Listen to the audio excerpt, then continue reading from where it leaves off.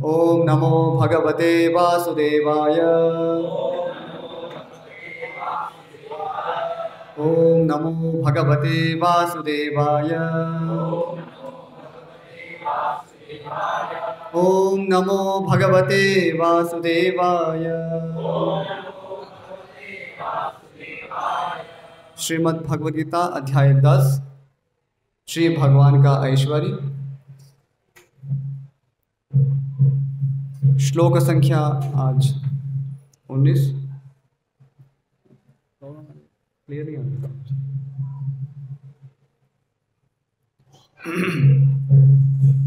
Board लगा हुआ।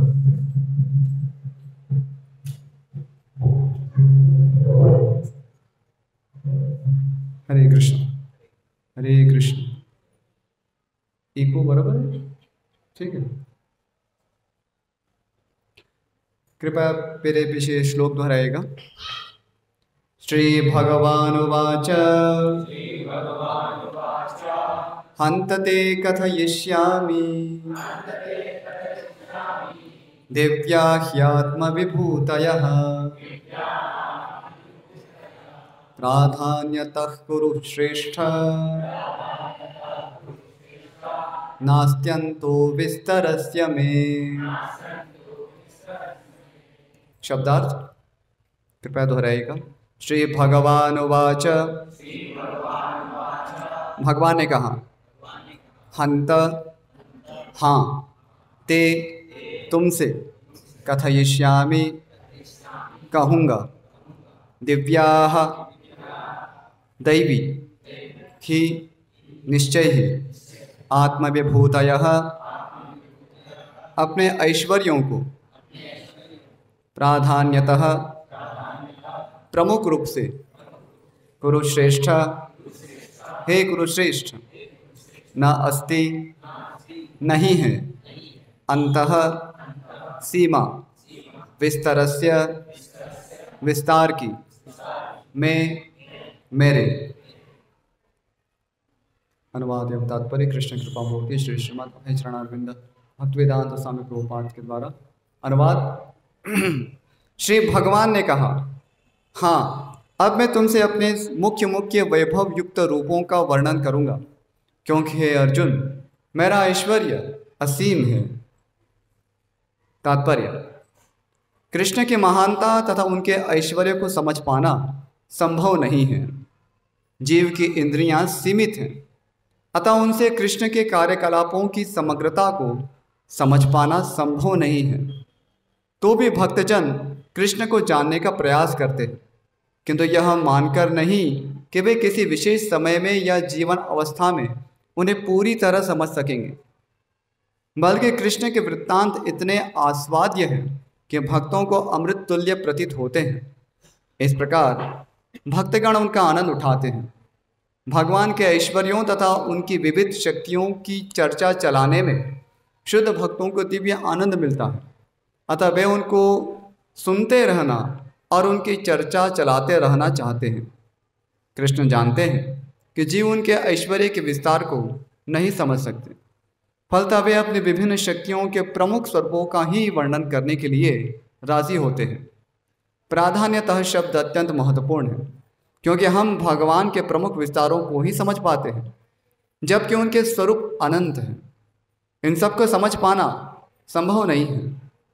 इस श्लोक में प्रयुक्त विभूति शब्द उन ऐश्वर्यों का सूचक है जिनके द्वारा भगवान सारे विश्व का नियंत्रण करते हैं। अमरकोश में विभूति का अर्थ विलक्षण ऐश्वर्य है। निर्विशेषवादी या सर्वेश्वरवादी न तो भगवान के विलक्षण ऐश्वर्यों को समझ पाता है, न उनके दैवी शक्तियों के स्वरूपों को। भौतिक जगत में तथा वैकुंठ लोक में उनकी शक्तियां अनेक रूपों में फैली हुई हैं। अब कृष्ण उन रूपों को बताने जा रहे हैं जो सामान्य व्यक्ति प्रत्यक्ष रूप से देख सकता है। इस प्रकार उनकी रंग बिरंगी शक्ति का आंशिक वर्णन किया गया है। ओम अज्ञानतिमिरान्धस्य ज्ञानाञ्जनशलाकया चक्षुरुन्मीलितं येन तस्मै श्री गुरुवे नमः। श्री चैतन्य मनोभीष्टं स्थापितं येन भूतले स्वयं रूपः कदा मह्यं ददाति स्वपदान्तिकं। वन्देऽहं श्रीगुरो श्रीयुतपदकमलं श्रीगुरून् वैष्णवांश्च श्रीरूपं साग्रजातं सहगण रघुनाथान्वितं तं सजीवं साद्वैतं सावधूतं परिजनसहितं कृष्णचैतन्यदेवं श्रीराधा कृष्णपादान् सहगण ललिता श्रीविशाखान्वितांश्च। हे कृष्ण करुणा सिंधो दीनबंधो जगत्पते गोपेश गोपिका कांत राधा कांत नमोस्तुते। तप्त कांचन गौरांगी राधे वृंदावनेश्वरी वृषभानुसुते देवी प्रणमामि हरिप्रिये। वाञ्छाकल्पतरुभ्यश्च कृपा सिन्धुभ्य एव च पतितानां पावनेभ्यो वैष्णवेभ्यो नमो नमः। श्रीकृष्ण चैतन्य प्रभु नित्यानंद श्री अद्वैत गदाधर श्रीवासादि गौर भक्तवृंद। हरे कृष्णा कृष्ण कृष्णा हरे हरे हरे राम राम राम हरे हरे। श्री भगवान ने कहा, हाँ अब मैं तुमसे अपने मुख्य मुख्य वैभव युक्त रूपों का वर्णन करूंगा, क्योंकि हे अर्जुन मेरा ऐश्वर्य असीम है। श्रीमद् भगवद गीता 10वें अध्याय जिसका शीर्षक है श्री भगवान का ऐश्वर्य, जिसको विभूति योग के नाम से भी जाना जाता है। तो उसी की चर्चा आगे बढ़ाते हुए जो प्रति रविवार यहाँ पर सत्संग का लाभ लेते हैं उनको कुछ उसका आंशिक परिचय होगा, लेकिन जो पहली बार आए हैं और विषय इतना स्पष्ट नहीं है उन सबके लिए थोड़ा उसकी विषय की थोड़ी आवृत्ति करना चाहूँगा, पुनरावृत्ति करना चाहूँगा। तो यहाँ पर विभूति योग अध्याय है जिसमें भगवान श्री कृष्ण अपनी विभूतियों का वर्णन कर रहे हैं। विभूति शब्द का अर्थ यहाँ पर विशेष रूप से एक शक्ति के रूप में हुआ है। विभूति शब्द जो है उसका एक अर्थ सर्वसामान्य अर्थ भस्म भी होता है, लेकिन यहाँ पर जिस कॉन्टेक्स्ट में जिस संदर्भ में इस शब्द का प्रयोग हुआ है वो है शक्ति या ऐश्वर्य। विभूतिर भूतिर ऐश्वर्ये अमरकोशात, ऐसा अमरकोश में प्रमाण प्राप्त होता है। ऐश्वर्य के संदर्भ में विभूति का प्रयोग होता है। तो यहाँ भगवान अपनी भौतिक ऐश्वर्यों के द्वारा अपने आप को जानने का मार्ग बता रहे हैं। तो सामान्य रूप से जो भक्त हैं भगवान की दिव्य शक्तियों के विषय में श्रद्धा रखते हैं और भगवान के दिव्य स्वरूप का भी उन्हें बोध होता है, जैसे भगवान यहाँ पर दिव्य रूप में है और अपने वैकुंठ जगत में सदैव इस प्रकार से विद्यमान रहते हैं। तो जिन्हें इस सत्य में श्रद्धा है, शास्त्रों में श्रद्धा है, उनके लिए कठिन नहीं है भगवान के अचिंत्य शक्तियों को समझना और उनको भगवान को इस स्वरूप में समझ पाना। लेकिन समाज में ऐसे बहुत सारे लोग हैं जो भगवान की दिव्य प्रकृति को, दिव्य स्वभाव को नहीं समझ पाते, इसलिए उनको भौतिक शक्तियों के माध्यम से समझाना पड़ता है कि ईश्वर तत्व क्या है। इसलिए यहाँ पर भगवान की भौतिक शक्तियों का वर्णन किया जा रहा है। तो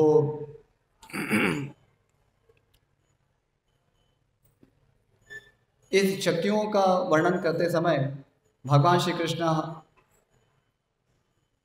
ऐसा कहते हैं कि मैं ये हूँ, वो शक्ति मैं हूँ। जैसे पर्वतों में मैं हिमालय हूँ, पांडवों में अर्जुन हूँ, रुद्रों में मैं शंकर हूँ, इस प्रकार का वर्णन हम पाते हैं। नदियों में मैं गंगा हूँ।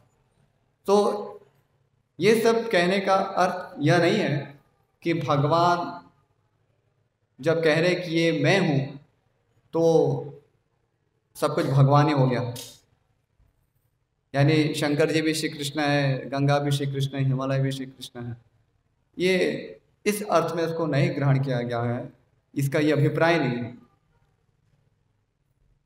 इसका अभिप्राय भगवान इसके कुछ श्लोक पूर्व ही बताते हैं कि भवन्ति भावा भूताना मत्त एव पृथक विधाः, श्लोक संख्या 4 और 5 में इसको स्पष्ट करते हैं कि जो भी भौतिक शक्तियां हैं इस संसार में जो देखी जाती हैं वो सब कुछ मुझसे ही उद्भूत है। तो भगवान जब कहते हैं कि ये मैं हूँ, यानी कि उसके पीछे अभिप्राय है कि मुझसे ही है। जैसे कई बार मैंने पिछली कक्षाओं में ये उदाहरण दिया है, जैसे आप पीएम की कोई योजना है, उसके माध्यम से आप पीएम को समझ सकते हैं, है ना। जैसे कोई बांध बना तो आप क्या कहेंगे, ये पीएम है, दिस इज पीएम, है ना। शॉर्ट में बताया आपने, अंडरस्टूड है कि वो पीएम नहीं है, वो बांध थोड़ी ना पीएम। या आपने पीएम आवास योजना, तो आवास योजना से वो आवास योजना पीएम तो नहीं बन गई, ऊपर पीएम के कारण वो आवास योजना है। मत्तैव पृथक विधा, तो उसी को समझाने के लिए ये कहा जाता है। तो इसमें भगवान की एक शक्ति के तारतम्य से उसको समझना होगा कि ये भगवान की शक्तियाँ हैं, और इस प्रकार से भगवान की शक्तियों को जानने का क्या परिणाम होता है, यह भी समझना जरूरी है। तो प्रश्न हो सकता है कि यदि हम समझ भी गए कि भगवान अपनी शक्तियों के रूप में विद्यमान है, समझ में आ गया भगवान की भौतिक शक्तियां हैं, फिर क्या, इससे क्या निष्कर्ष निकालते हैं। अर्जुन का जो प्रयोजन था इन सब शक्तियों के विषय में जानना, कि भगवान आप किस किस स्वरूपों में या किन किन भौतिक शक्तियों में आपको मैं पहचान सकूं। केषु केषु च भावेषु चिंत्योसी भगवन मया, कि किन किन भावों में, किन किन भौतिक पदार्थों में मैं आपका चिंतन कर सकता हूँ। जैसे आचार्यों ने टीकाओं में स्पष्ट किया है कि अर्जुन ये प्रश्न स्वयं के लिए नहीं कर रहे, क्योंकि उनको तो भगवान के दिव्य स्वरूप का ज्ञान है। भगवान विभुत स्वरूप है, मुरली बजाते हैं और वैकुंठ जगत में सदैव विद्यमान रहते हैं, तो उनको ये ज्ञान है। लेकिन जो निपट मूर्ख है, भौतिकतावादी है, जो स्पिरिचुअलिटी के विषय में कुछ भी नहीं जानते, या एक प्रकार से कहेंगे कि उनको शास्त्र में श्रद्धा नहीं है, जिनके इतने पुण्य नहीं है, सुकृत्य नहीं है कि जिनको ईश्वर इस शब्द में श्रद्धा हो, तो उनको समझाने के लिए ये प्रश्न किया जा रहा है कि भौतिक शक्तियों के माध्यम से उस शक्तियों के स्रोत को जाने। ये तो हम भी समझ सकते हैं ना, विज्ञान के भाषा में उसको समझा जा सकता है कि यदि कोई शक्ति है तो शक्ति का कोई सोर्स है। ऐसा नहीं कि केवल सर्वत्र केवल शक्ति है, क्योंकि शक्ति जो है उसका स्वतंत्र अस्तित्व कभी भी नहीं देखा गया है। शक्ति हमेशा किसी पर आश्रित होती है, इसलिए कहा जाता है शक्ति शक्तिमतोर अभेदः। जब भी हम कहते हैं कोई शक्ति है तो इसका सीधा अर्थ होता है कि शक्तिमान है। तो जो वैज्ञानिक रूप से समझना चाहता है ईश्वर तत्व को, ईश्वर कहाँ है, कैसे समझूं मैं, इसलिए उनके लिए यह है कि आप शक्ति को तो मानते हो, you believe in shakti, energy, right. So if there is energy, there is a source of that energy, उसी को ही हम एनर्जेटिक कहते हैं, शक्तिमान कहते हैं, उसी को ही ईश्वर कहते हैं। तो कथा यहीं पूरी नहीं होती। यदि हम इसको समझ पाते हैं कि शक्ति शक्तिमतोर अभेदः, कि शक्ति और शक्तिमान दोनों में अभेद होता है, तो इस तत्व को जानने का प्रयोजन क्या हुआ, हमारे जीवन में उसका क्या रिलेवेंस है, क्या प्रासंगिकता है। यदि हम जान गए या नहीं जाने, इससे क्या अंतर पड़ता है। तो यही भगवत गीता का विषय है, वेदांत का विषय है, क्योंकि ये हमारे प्रैक्टिकल लाइफ के साथ कनेक्टेड है। इसको यदि हम नहीं समझते हैं तो हम हमारे सारे कार्यकलाप एक अज्ञान से प्रेरित होकर करेंगे। तो शक्ति शक्तिमतोर अभेदः, इसका अर्थ ही है कि जहाँ भी हम शक्ति को अनुभव कर पा रहे हैं वहाँ शक्तिमान की अनुभूति हमें होनी चाहिए, वहाँ पर शक्तिमान प्रस्तुत है। यदि कोई मैनेजर है कंपनी में, तो उसकी अनुभूति प्रत्येक उसके डिपार्टमेंट में होगी। तो यहाँ पर जो भगवान श्री कृष्ण अर्जुन को अपनी भौतिक शक्तियों का वर्णन कर रहे हैं, उसमें भी विशेष रूप से दिव्य जो भौतिक शक्तियाँ हैं, आचार्य समझाते हैं न तो तृण इष्टकाद्याः, दिव्य इस शब्दों का प्रयोग हुआ, यानी कि जो सुपीरियर है, उच्च कोटि की है। वैसे निम्न कोटि की भी शक्तियां हैं भगवान की, तो जिसमें कौन सी आती है? तृण और इष्टका आदि। तृण यानी कि घास, घास फूस, और ईंट आदि। ईंट पत्थर भी होते हैं, वो भी भगवान की शक्ति है। तो भगवान श्री कृष्ण यहाँ पर अपनी उन निकृष्ट शक्तियों का वर्णन नहीं कर रहे। प्राधान्यतः इस शब्द का जो प्रयोग हुआ है, तो भगवान बता रहे हैं कि प्रमुख रूप से जो मेरी विशिष्ट शक्तियां हैं, दिव्य शक्तियां हैं, उसका मैं वर्णन कर रहा हूं। क्योंकि निष्कर्ष क्या है? नास्ति अंतः विस्तरस्य में विस्तरस्य अंतः नास्ति, कि मेरे विस्तार का कोई अंत नहीं है, मैं अनंत हूँ, तो इसलिए मेरी शक्तियों का भी कोई अंत नहीं है।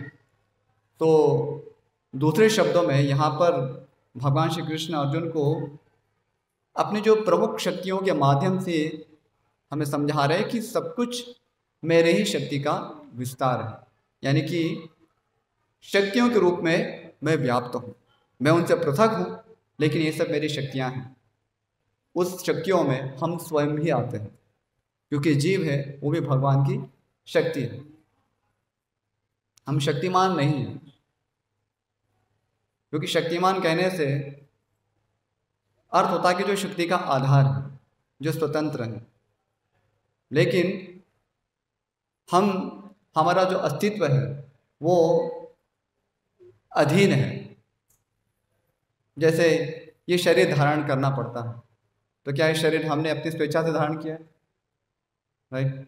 यदि हम शक्तिमान होते तो इसको धारण करना या छोड़ना हमारे हाथ में होता, है ना? सुसाइड के माध्यम से नहीं लेकिन स्वेच्छा से इसको हम कभी भी चाहे धारण कर सकते, कभी भी चाहे इसको छोड़ सकते, योगी की तरह। तो हमारे हाथ में नहीं है।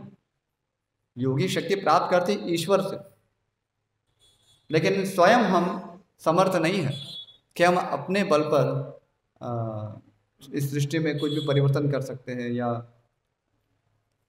कुछ भी कार्यकलाप कर सकते हैं। तो इसलिए हम भी भगवान की शक्ति हैं। भगवद गीता में भी भगवान श्री कृष्ण बताते हैं, ममेवांशो जीवलोके जीवभूतः सनातनः मनःषष्ठानीन्द्रियाणि प्रकृतिस्थानि कर्षति। तो उसमें भी यही सत्य को उजागर कर रहे हैं कि जो जीव है वो मेरा अंश है, सनातन अंश है, जीवभूतः, और अंश होने के कारण ही वो भगवान पे आश्रित है। क्योंकि जब भी हम अंश की बात करते हैं तो आश्रय और आश्रित ये संबंध स्थापित होता है। थोड़ा गौर से सुनिएगा, थोड़ा सा वेदांत का विषय है। तो जहाँ भी अंश की बात करते हैं तो वहाँ पर अंश और अंशी भाव स्थापित होता है, यानी आश्रय और आश्रित का भाव स्थापित होता है। जैसे सरल भाषा में इसको समझना है तो जैसे हाथ है शरीर में, तो हाथ क्या है? अंश है शरीर का, ठीक है? तो शरीर जो है वो अंशी है, क्योंकि उसी का है अंग है। अंशी उसे कहते हैं जिसमें अंश होते हैं। That who possesses ansha, that is anshi. तो ये हाथ अंश है और शरीर है अंशी।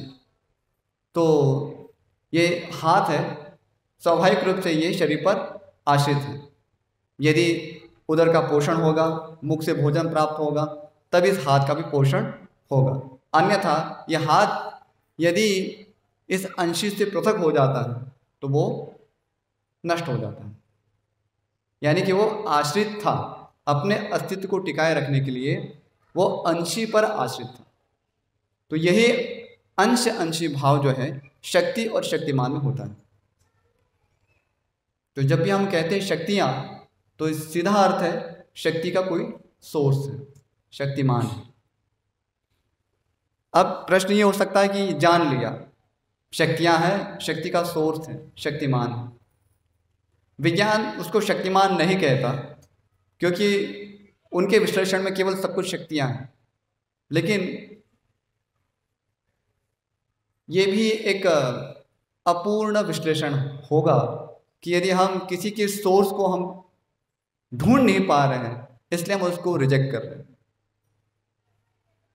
क्योंकि शक्ति कहीं से भी स्वतंत्र रूप से विद्यमान नहीं है। इसको आप एनालिटिकली इसको यदि ऑब्जर्व करेंगे या किसी प्रकार से करें, शक्ति का कोई ना कोई सोर्स होता है। शक्ति इज नेवर इंडिपेंडेंट। शक्ति इटर्नल होती है, सनातन होती है, लेकिन फिर भी वो किसी पे आश्रित होती है। सोर्स यानी यहाँ पर आश्रय के संदर्भ में कहा कि उसका कोई सोर्स होता है। जैसे यहाँ पर बिजली है, राइट? बिजली एक शक्ति है। उसका बिजली तो हमेशा से है ही ना संसार में, लेकिन उसका कोई सोर्स तो है, कहीं से तो जनरेट हुई है, कहीं से तो उसका प्रवाह प्राप्त हुआ है। तो इसी प्रकार से ऐसे कोई भी एनर्जी है, वुड है वो भी एक एनर्जी है, उसको भी कोई आश्रय प्राप्त हुआ है। वो बीज था, उसका आश्रय था, उस बीज के कारण और उसको पोषित हुआ, धीरे धीरे एक वृक्ष का स्वरूप धारण किया।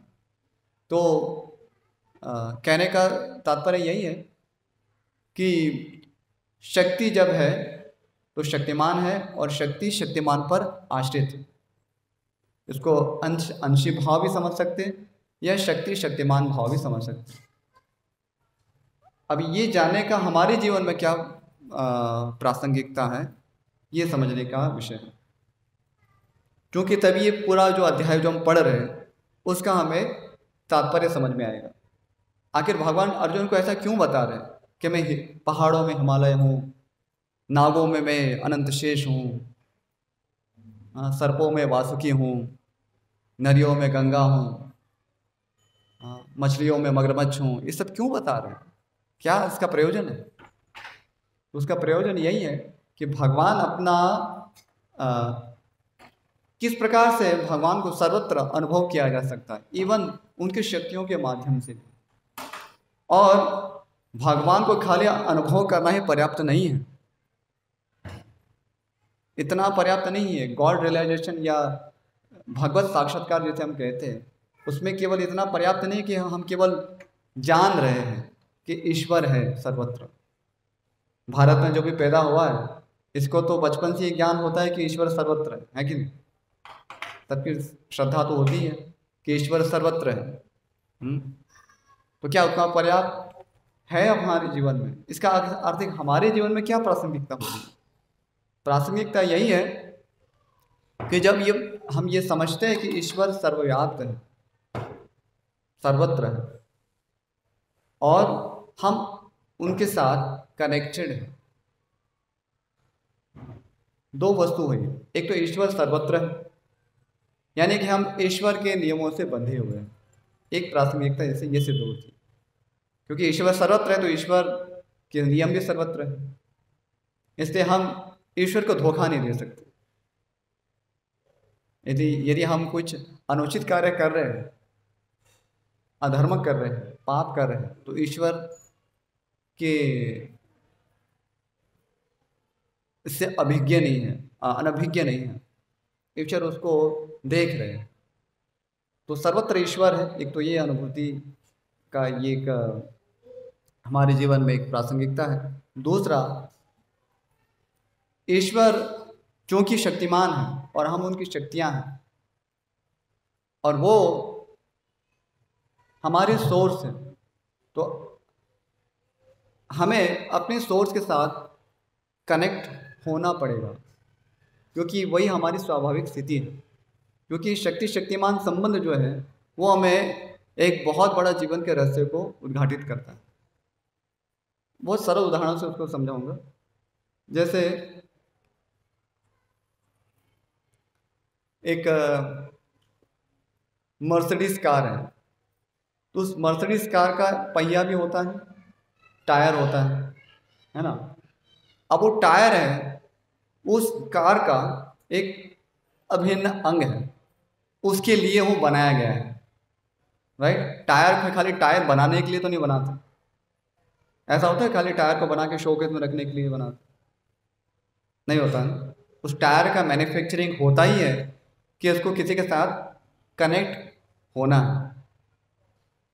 तो उस टायर का यदि मैन्युफैक्चरिंग जब होता है, उसका उसकी भी वैल्यू है, लेकिन उसकी वास्तविक वैल्यू कब होती है?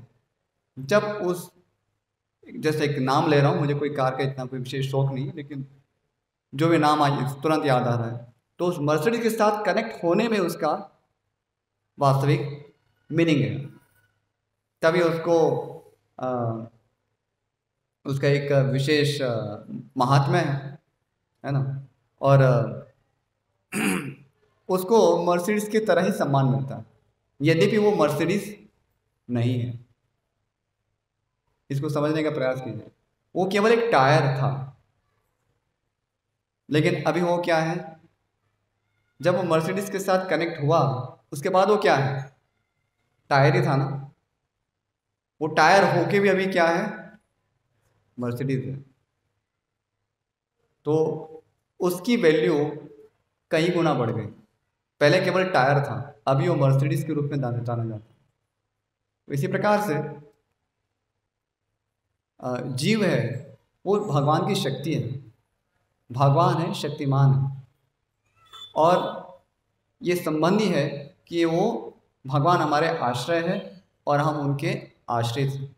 तो जब जीव की नित्य स्थिति ही यह है कि वो हमेशा ईश्वर पर आश्रित होता है, और आश्रित होने से भगवान के संपर्क में रहता है। तो जैसे वो भगवान के संपर्क में रहेगा, तब वो नित्य आनंद को प्राप्त करता है। जब वो उससे पृथक है, वियोग है, ईश्वर के साथ जब उसका वियोग है, तब उसकी अपना खुद का एग्जिस्टेंस है, पर उसका वास्तविक आनंद उसे तभी प्राप्त होता है क्योंकि वो उसकी नित्य स्थिति है ही कि वो शक्तिमान के साथ जुड़ा हुआ था। और जब वो शक्तिमान से पुनः कनेक्ट होगा, रिकनेक्ट होगा, तब उसका वास्तविक सम्मान, वास्तविक गौरव, वास्तविक आनंद, पूर्ण आनंद, एक जो परफेक्शन जो हम हर व्यक्ति, हर किसी में ढूंढ रहा है, ये शक्तिमान जो भाव है, इसको बहुत गहराई से समझने की जरूरत है, क्योंकि हम सर्वत्र उसी शक्तिमान को ढूंढ रहे हैं, क्योंकि हमारा संबंध नैसर्गिक रूप से क्या है? आश्रित होना है शक्तिमान पर। तो जब तक हम अपने आश्रय को नहीं ढूंढेंगे, तब तक हम एक प्रकार का जीवन में अभाव का अनुभव करते हैं, अपूर्णता का अनुभव करते हैं। यद्यपि हम में भी कुछ हद तक आनंद है ना, क्योंकि भगवान ने जैसे बताया कि मेरा अंश है, ममे मांश जीवलोके, तो भगवान का अंश होने के कारण वो भी सच्चिदानंद है, यानी उसमें वो शाश्वत है। सत्य यानी शाश्वत, चित यानी ज्ञान, और आनंद यानी आनंद। तो उसमें भी आनंद है, लेकिन वो भगवान की तुलना में कितना है? लिमिटेड, तुच्छ। इसलिए जब व्यक्ति केवल आत्मा अनुभूति भी करता है कि मैं शरीर नहीं हूं, मैं आत्मा हूं, तब भी उसको कुछ सुख की अनुभूति होती है। उपनिषदों में जिसको नेति नेति करते हुए इस आत्मा तत्व को समझा जाता है कि मैं ये शरीर नहीं हूँ, ना तो मैं मन हूँ, ना मैं बुद्धि हूँ, ना मैं ये सब शरीर के विकार हूँ, इत्यादि इत्यादि, मैं ये नहीं हूँ, मैं वो नहीं हूँ, इस प्रकार से उसको समझा जाता है। तो उस आत्मा तत्व को समझने पर भी कुछ आनंद की अनुभूति होती है, क्योंकि हमें भी कुछ आनंद है, लिमिटेड है। लेकिन अज्ञान जनित परिचय से आनंद प्राप्त नहीं होता। यदि हम अपने आप को देह समझेंगे, अभी मैं पुरुष हूँ क्योंकि मैंने पुरुष शरीर धारण किया है, इसलिए हम अपने आप को पुरुष कहेंगे। फिर स्त्री शरीर धारण करेंगे तो सोचने लगेंगे अभी मैं स्त्री बन गई हूँ। हाँ, ये तो ऐसे ही हुआ कि जो वस्त्र धारण किया, आपने उस वस्त्र के साथ अपना परिचय देने लगे, है ना। ऐसे तो ड्रामा में तो कितने वस्त्र बदलते हैं, क्योंकि हमेशा हम अपना परिचय उसी से करते हैं, होता एक अभिनय था। तो इस अज्ञान जनित परिचय से हमें सुख की अनुभूति नहीं होती। तो आत्म तत्व की अनुभूति से भी कुछ सुख की अनुभूति होती है, लेकिन वो अपने आप में पूर्ण नहीं है। पूर्ण इसलिए नहीं है क्योंकि वो उसकी नित्य स्थिति नहीं है। जब तक वो शक्ति है इसको नहीं समझ पाता और शक्तिमान के साथ नित्य रूप से आश्रय आश्रित संबंध में या अंश अंशी संबंध में नहीं जुड़ता, तब तक वो एक अपूर्णता का या अभाव का अनुभव करता है। और उसके विपरीत जब वो अपने शक्तिमान के साथ कनेक्ट होता है, अंशी के साथ अंश कनेक्ट होता है, शक्तिमान के साथ शक्ति कनेक्ट होती है, तब उसको पूर्ण आनंद की अनुभव होता है। किस प्रकार से? जैसे वो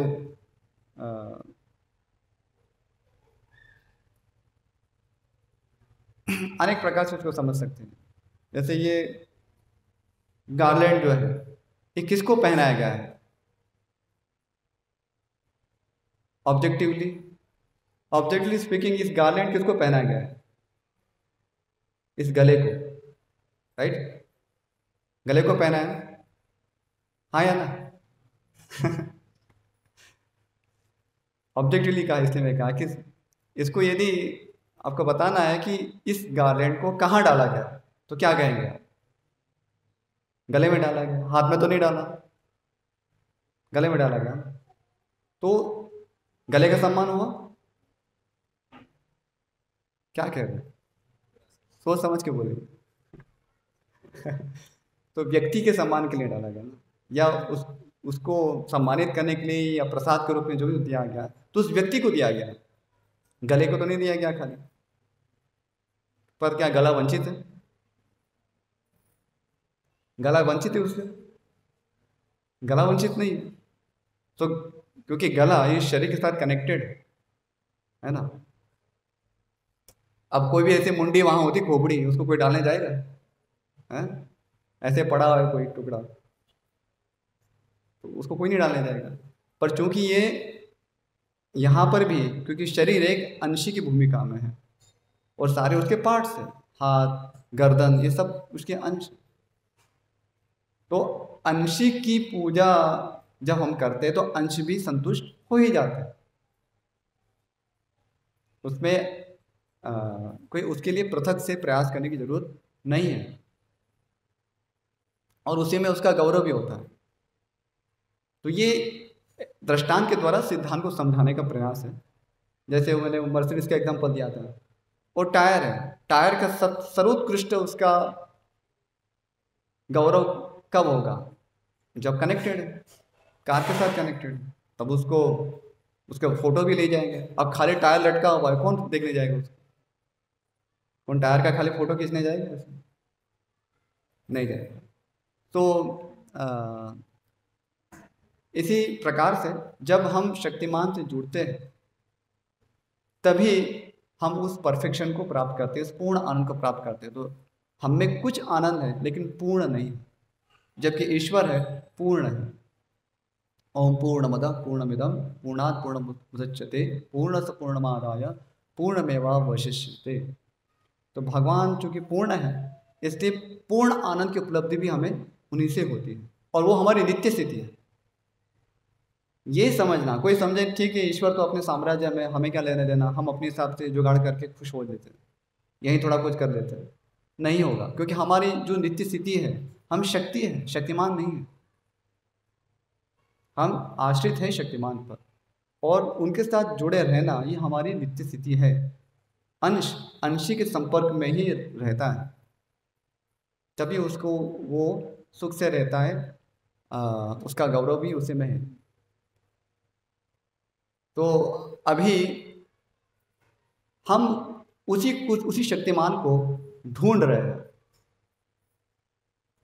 उसी शक्तिमान के साथ हम कनेक्ट होने का प्रयास कर रहे हैं। यह अध्याय का सारांश है। भगवान क्या बता रहे हैं? किन शक्तियों के रूप में मुझे पहचानो और मुझसे कनेक्ट हो।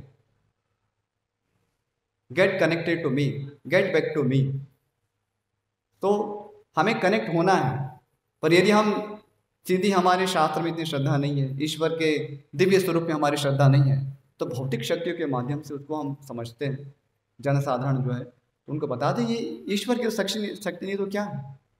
जो वायु बहती है, भीषास्मात् वातः पवते भीषास्मात् उदेति सूर्यः भीषास्मात् इंद्रश्चाग्निश्च मृत्युर्धावति पंचमः। ये सब क्या है? जिसके भय से पवन बहता है, जिसके भय से सूर्य का उदय होता है। तो ये भगवान की शक्तियाँ हैं। जिनके भय से मृत्यु जीव के पीछे भागते रहती। तो इस शक्तियों के माध्यम से हम जानते हैं कि वहाँ शक्तिमान है, और इस तत्व को जानने से फिर हमें उनसे कनेक्ट होना है। कनेक्ट कैसे होना है? जब अभी भी हम कनेक्ट होना चाह रहे हैं, लेकिन किससे कनेक्ट होते हैं? योग, जिसे हम कहते हैं। कनेक्ट मतलब क्या है? योग। योग का मतलब कनेक्शन। तो अभी भी हम कनेक्ट हो रहे हैं, लेकिन किसके साथ हो रहे हैं? जो इम्परफेक्ट है उसके साथ, जो अपूर्ण है, जो खुद अभाव में है, उसके साथ हम कनेक्ट होना चाह रहे हैं। तो हम योग करना चाह रहे हैं। तो हर व्यक्ति योग कर रहा है। आपको जानकर खुशी होंगे कि आप भी योग कर रहे हैं। हम में से प्रत्येक व्यक्ति, प्रत्येक जीव योग कर रहा है। योग यानी कनेक्ट कर रहा है, लेकिन किसके साथ? अज्ञानता में हम उसी किसी इम्परफेक्शन के साथ, इम्परफेक्ट के साथ अपने आप को जोड़ रहे हैं। और जिस दिन हम समझेंगे कि हमें जोड़ना था, वो शक्तिमान के साथ था। जुड़ना शक्तिमान से था, जो परफेक्ट है, जो हमारी नित्य स्थिति है, जो हमारी नित्य आनंदमय स्थिति है। वो अंशी है, हम उनके अंश हैं। वो शक्तिमान है, हम उनकी शक्तियाँ हैं। इस तत्व को जब समझेंगे, तब हम पूर्ण आनंद को प्राप्त करते हैं। तो हमारी चाह तो सही है, हमारी चाह सही है, लेकिन राह जो है वो गलत है। चाह सही होने पर भी राह सही होना जरूरी नहीं है। तो यही हमारे साथ हो रहा है। इसलिए ये जानना जरूरी है कि हम शक्तिमान को जानें, उनको और समझने का प्रयास करें, उनके क्या कार्यकलाप हैं, वो जीवों के साथ कैसे आ, आ, आनंद का आदान प्रदान करते हैं।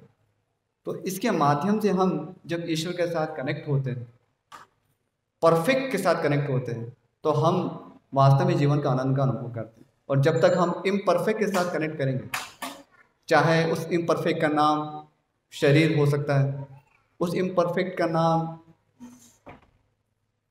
धन हो सकता है, उस इम्परफेक्ट का नाम स्त्री हो सकते हैं, इस इम्परफेक्ट का नाम कोई पुरुष हो सकता है, उस इम्परफेक्ट का नाम प्रतिष्ठा हो सकती है, उस इम्परफेक्ट का नाम कुछ पोजीशन हो सकती है।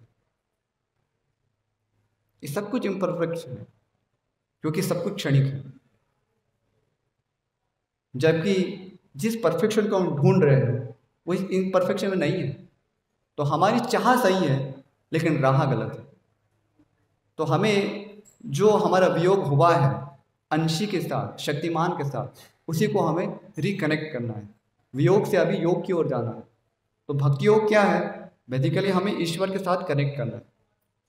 जब ईश्वर के संपर्क में रहेंगे, तब हम पूर्ण रूप से सुख में रह सकते हैं, आनंदित रह सकते हैं। नहीं तो हम उस अभाव को मिटाने का भरसक प्रयास कर सकते हैं। संसार में जो भी हो रहा है वो यही हो रहा है। We are trying to get connected to something in search of happiness, पर चूंकि वो इम्परफेक्ट है, इसलिए हमें पूर्ण आनंद प्राप्त नहीं होता। भला जिसमें खुद अभाव हो, वो आपको पूर्णता दे सकता है। जैसे संसार में बहुत बड़ा ये आकर्षण है, स्त्री पुरुष आकर्षण है। तो पुरुष समझता है कि इससे मेरे जीवन में पूर्णता प्राप्त होगी। फिर वो स्त्री भी ऐसे समझती है कि इसके कारण मुझे जीवन में पूर्णता प्राप्त होगी। दोनों को एक ऐसा लग रहा है। क्यों ऐसा लग रहा है? क्योंकि दोनों ही अपूर्ण है। यदि पूर्ण होते तो ये भावना क्यों होती कि मुझे पूर्णता की जरूरत है? तर्क से भी समझने का प्रयास करें। जो स्वयं अपूर्ण है उसी को तो विचार आएगा ना कि मुझे पूर्णता चाहिए, मुझे इस अभाव को मिटाना है। इसका मतलब वो खुद अभाव में है। वो खुद अभाव में है, इसलिए तो उसको अभाव को मिटाने की जरूरत लग रही है। तो जो खुद अभाव में है, तो वो आपको पूर्णता कैसे दे सकता है? इसलिए ना तो स्त्री पुरुष को संतुष्ट कर सकती, ना तो पुरुष स्त्री को संतुष्ट कर सकता। केवल एक दृष्टांत समझाने के लिए। बाकी संसार में से कोई भी वस्तु ले लीजिए, जड़ वस्तु ले लीजिए, किसी भी प्रकार से उसको समझने का प्रयास करें, वो आपको संतुष्टि नहीं दे सकती। वो जीवन में एक नीड हो सकती है, पर वो आपको परफेक्शन नहीं दे सकती, पूर्ण आनंद नहीं दे सकती। तो that we have to understand. और जहाँ हम ईश्वर के साथ कनेक्टेड हैं, वहाँ पे हमें पूर्ण आनंद की अनुभूति है, पूर्ण सुख की अनुभूति है। हमें ढूंढना नहीं पड़ेगा इधर उधर। तो इसका अर्थ ये नहीं कि हम समाज में जो भी संबंध है, पति पत्नी संबंध है या अन्य जो भी संबंध है, मित्र है, ये सब उसको हम नकार नहीं रहे।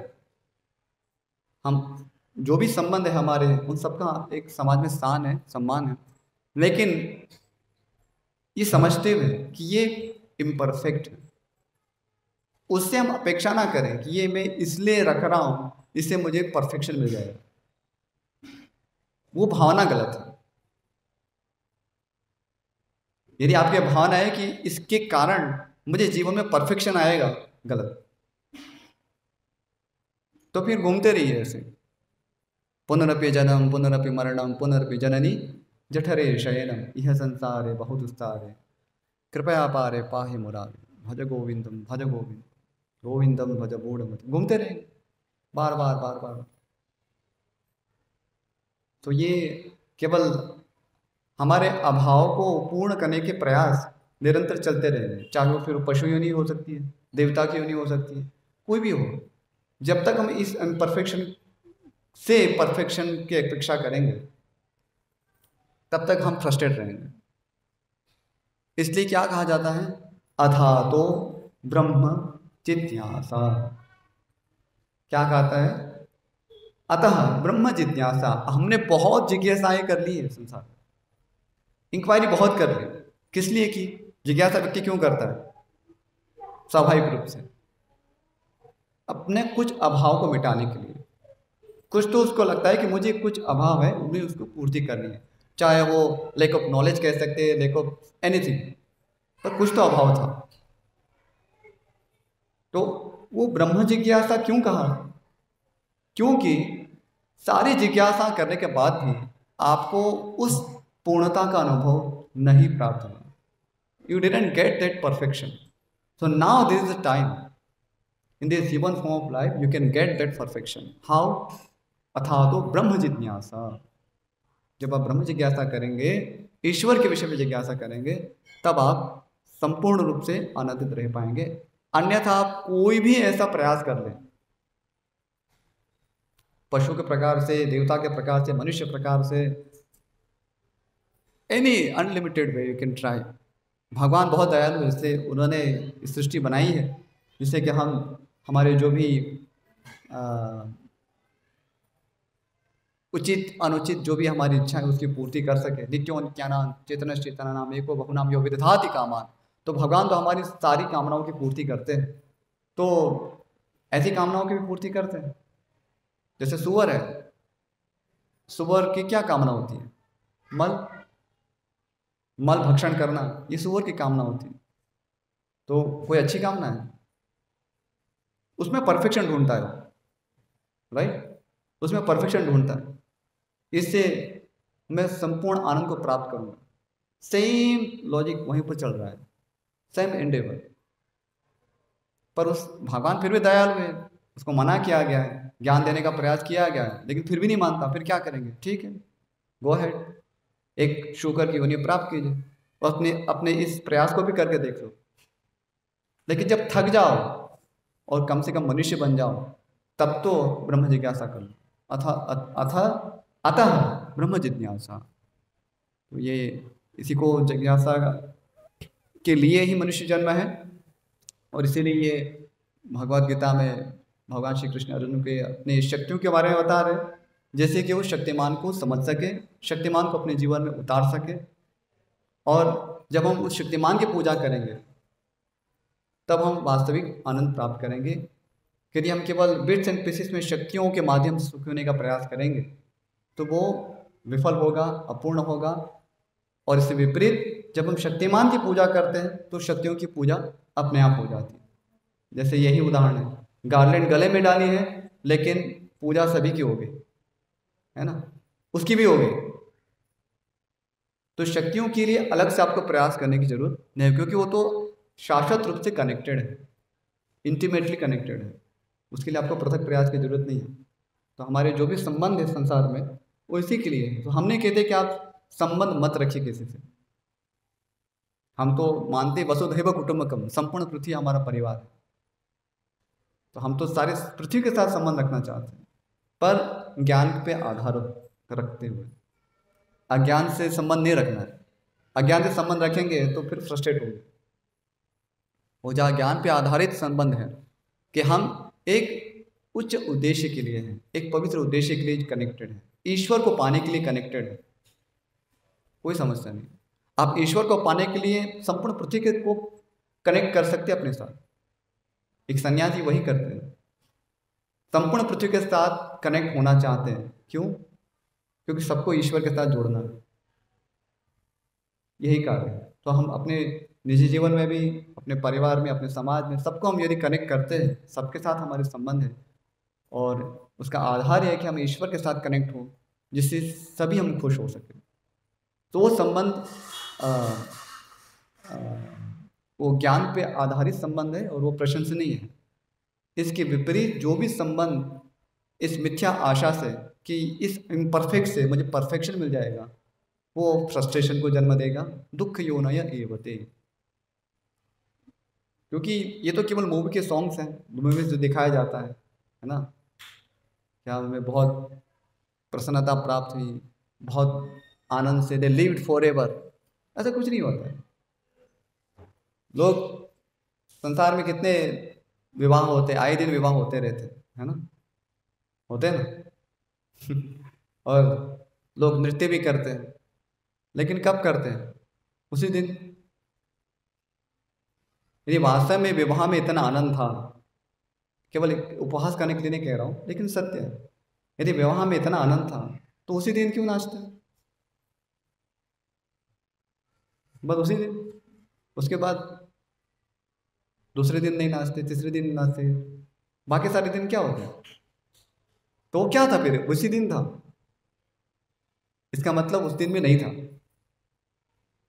ठीक है, वो हम उसका विरोध नहीं करते, लेकिन हम यहाँ प्रतिदिन नाचते, 3 बार नाचते। तो ईश्वर के कनेक्ट होंगे तो आप हर दिन नाचेंगे। तो आपको एक दिन ही क्यों? हम तो कह रहे हैं कि आप हर दिन नाचें। तो ये जीवन का सत्य है, इसको हम स्वीकार करें या ना करें, इसको आंखें मूंद दें, नहीं नहीं नहीं, पर ये वास्तविकता है। यदि हम इतने खुश होते तो संसार में सभी प्रतिदिन नाचने चाहिए, है ना? ऐसा नहीं होता। व्यक्ति कब नाचेगा? जब खुश होगा, जब ईश्वर के साथ कनेक्ट होगा, सर्वशक्तिमान के साथ कनेक्ट होगा, तभी तो नाचेगा। बाकी इम्परफेक्ट के साथ कनेक्ट होकर कितना नाचेगा? 2 दिन नाचेगा, उसके बाद ठंडा, नहीं नाच पाएगा। अस्तु, यहाँ पर इसका समापन करेंगे। यदि कोई प्रश्न है, जिज्ञासा हो, एकाध ले सकते हैं, और व्यक्तिगत रूप से भी प्रश्न पूछ सकते हैं यदि हो तो।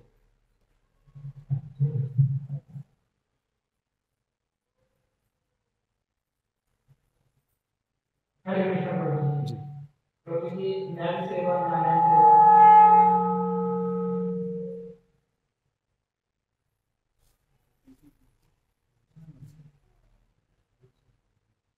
नर सेवा नारायण सेवा। नर सेवा नारायण सेवा, थोड़ा विस्तार से प्रश्न पूछें, क्योंकि मैं बहुत कुछ एज्यूम कर सकता हूँ, लेकिन अच्छा होगा कि आप थोड़ा विस्तार से प्रश्न पूछें। जैसे आपने आज में उदाहरण दिया कि गाड़ी का जो पहिया है, उसके जैसे गाड़ी में लगा, जी, जब तक गाड़ी में लगता है तो उसको पहचानते हैं कि वो मर्सिडीज का टायर है। जी। तो हम माला वगैरह में डालते हैं, माला गले में डालते हैं, तो शरीर की मतलब कि उस व्यक्ति की पूजा हुई। हाँ, तो मुझे मतलब लेक्चर्स में ये याद आया कि नर सेवा ही नारायण सेवा ये। तो नर सेवा नारायण सेवा उस तो स्थापित नहीं हुआ ना, तो विपरीत स्थापित हुआ। नारायण सेवा में नर सेवा नहीं था। कई बार हम कहते हैं ना कि आ, मानव सेवा माधव सेवा, है ना, सुना है? लेकिन वस्तुतः विपरीत है। वेदांत दृष्टि से विपरीत कहते हैं। तो ऐसा नहीं है। ये सुनने में बहुत उदार विचार लग सकते हैं, लेकिन वस्तुतः वो सत्य की कसौटी पर एक अपूर्ण विचार है, उसके विपरीत है। माधव सेवा के अंतर्गत मानव सेवा। अब माधव सेवा का अर्थ भी समझना होगा। जब हम कह रहे हैं माधव सेवा या नारायण सेवा, तो नारायण सेवा जो हम समझते हैं तो नारायण की संपूर्ण सृष्टि के प्रति हम अवेयर होते हैं। तो भगवान ने जिस प्रकार से इस सृष्टि का निर्माण किया है, भगवान जिस प्रकार से इस सृष्टि का पालन चाहते हैं, जिस प्रकार से संपूर्ण प्रजा को सुख की प्राप्ति हो, वैसा हम प्रयास करेंगे, ये समझते हुए कि ये सब भगवान नारायण की ही प्रजा है। क्योंकि नारायण की सेवा में नारायण के परिवार की सेवा भी सम्मिलित है। अंश अंशी भाव है, क्योंकि नारायण अंशी है और हम उनके अंश हैं। इसलिए नारायण की सेवा के अंतर्गत ही है, कोई पृथक विषय नहीं। लेकिन ये कहना कि केवल नर सेवा उसी में ही नारायण सेवा है, तो वो अपूर्ण थॉट। क्या है कि कई बार वस्तुओं को, तथ्यों को जब अच्छी तरह से हम प्रस्तुत नहीं करते, या तो उसका व्यावहारिक स्वरूप हमें समझ में नहीं आता, तो हमें लगता है ये क्या पूजा करके होगा। अरे कुछ प्रैक्टिकल करो, समाज के स्तर पे लोगों को, भूखों को भोजन दो। हाँ, अभी इतने सारे आप लोगों को पॉलिटिक्स में जाना चाहिए, राइट। समाज में इतनी सारी समस्या है, आप लोग इतने बुद्धिमान लोग, तो जाइए उसमें, समाज में क्रांति ला सकते हैं, है ना। ऐसे विचार हो सकते हैं। तो हम उसका विरोध नहीं करते हैं, हम कहते हैं हम वही कार्य कर रहे हैं, हम अपने स्तर पे कर रहे हैं, लोगों को जागृत करने का, कि जब, क्योंकि इस प्रजा में से लीडर्स आने वाले हैं, है ना। तो उस लीडर्स को ही हम उद्बोधित कर रहे हैं, उनको ही हम बता रहे हैं कि आप जब इस तत्व को जानेंगे, और तब जब आप लीडर्स की पोजीशन होंगे, तो डेफिनेटली आप नारायण को केंद्र में रखते हुए सबका भला करेंगे। तो नारायण सेवा के अंतर्गत ही है कि नारायण के परिवार की सेवा भी होगी, पर उस समझ के साथ, नारायण को डिलीट करके नहीं। प्राय लोग क्या करते हैं, राम राज्य चाहते हैं, लेकिन राम नहीं चाहते। तो राम राज्य चाहते तो राम का नाम नहीं लेना है, राम के कोई विचार सुनने नहीं है, राम के उपदेश सुनने नहीं है, राम के आदर्श पे चलना नहीं है, पर क्या चाहिए, केवल राम राज्य। तो ये तो उचित नहीं है ना। पुण्य से फलम इच्छन्ति, पापस्य फलम नेच्छन्ति, पापम कुर्वन्ति मानवाः, पुण्य से फलम इच्छन्ति नैवम कुर्वन्ति मानवाः। सुभाषित है कि पाप का फल की चाह नहीं करते मनुष्य, पाप के फल को नहीं चाहता, लेकिन पाप करते जरूर है। लेकिन पुण्य का फल चाहते जरूर है, लेकिन पुण्य बेचारे करते नहीं, नैव कुर्वन्ति पामरः। इसी प्रकार से तो राम राज्य हमें चाहिए, क्योंकि राम राज्य में जो भी फैसिलिटीज है, काश ऐसा हो, सब सुख शांति हो, पर वो कैसे संभव है, जब राम केंद्र में होंगे, राम के विचार, राम के उपदेश केंद्र में होंगे, तब वो संभव है। तो इसलिए नारायण सेवा के अंतर्गत ही नर सेवा है, और माधव सेवा के अंतर्गत ही मानव सेना है, क्योंकि मानव सेवा है, क्योंकि मानव भी तो माधव का ही अंश है, पर माधव को डिलीट करके नहीं हो सकता। तो ऐसा नहीं कि हम केवल मंदिर का उद्घाटन किए तो और कुछ नहीं कर रहे। लोगों को भ्रम होता है कई बार कि आप लोग तो खाली ये क्या है, मंजरी बजाते रहते हैं और कुछ करते नहीं। तो कभी आप ग्रंथ पढ़ेंगे, भगवद गीता, इसमें प्रभुपाद का उपदेश पढ़ेंगे, तो संपूर्ण विश्व को बदलने का प्लान है, कैसे पूरा विश्व को हम एक छत्र में ला सकते हैं, इसका प्लान है। संपूर्ण समाज व्यवस्था को हम बदलने का हौसला रखते हैं, और उसमें ये सब उपदेश भी है। आदर्श समाज व्यवस्था कैसे होनी चाहिए, राजर्षि कैसे आ सकते हैं समाज में, इस सब का ब्लूप्रिंट है उसमें। ऐसा नहीं है कि उसमें हम केवल भक्ति की चर्चा करते हैं, क्योंकि वर्णाश्रम की चर्चा बहुत प्रकार से, जहाँ भी लोगों के भ्रम होते हैं कि नहीं पहले के शासन में ऐसा था वैसा था, जो भी आइए आप आइए, चर्चा कीजिए, पढ़िए उसको। तो भगवान जब बता रहे हैं, भगवान स्वयं ही देखिए ना, एक खुद ही बता रहे हैं, यदा यदा ही धर्म से ग्लानिर्भवति भारत तदा अभ्युत्थानम अधर्मस्य तदात्मानं सृजाम्यहम्। जब जब धर्म की ग्लानि होती है, अधर्म का उत्थान होता है, तब मैं स्वयं प्रकट होता हूँ। तो भगवान स्वयं ही इस प्रयोजन के लिए आ रहे हैं। तो भगवान के भक्त क्या नहीं करेंगे? अर्जुन क्या कर रहे हैं? इस भगवद गीता में क्या जिस रहे हैं? इसको देख के समझ में नहीं आएगा। भगवान क्या कर रहे हैं? धर्म की स्थापना। अर्जुन क्या कर रहे हैं? धर्म की स्थापना। इसके लिए क्या करना कर रहे हो? एक क्षत्रिय की भूमिका में लड़ रहे हैं उसी धर्म की स्थापना के लिए। तो क्या हम गीता ये कह रही है कि आप बैठ जाओ शांति से? इनफैक्ट अर्जुन चाह रहे थे कि मैं बैठ जाऊं, निष्क्रिय हो जाऊं, जंगल में चला जाऊं, वन में एकांत में मुनि व्रत धारण कर लो। भगवान ने क्या किया? समाज के लिए तुम्हें करना होगा, तो उसी में तुम्हारा हित है, ये मेरी आज्ञा है। तो भगवान को केंद्र में रखते हुए, जहां पर भगवान केंद्र में नहीं है, शक्तिमान केंद्र में नहीं है, राम केंद्र में नहीं है, कृष्ण केंद्र में नहीं है, वो योजनाएं सफल नहीं हो। इसलिए हम क्या होता है कि अर्ध कुक्कुटी न्याय से कई बार समझने का प्रयास करते हैं। अर्ध कुक्कुटी यानी कि जैसे मुर्गी होती है, मुर्गी का पीछे का भाग अंडा देता है। इक्वली दृष्टांत समझने के लिए, हम अंडे के पक्ष में नहीं है, लेकिन जैसे कोई व्यक्ति है, उसमें कथा आती है कि सोने के अंडे देने लगी थी, कोई चमत्कारी मुर्गी थी, तो उसने सोचा कि पीछे का भाग काम का, आगे का क्या काम का, काट दिया, तो वो मुर्गी नहीं रही।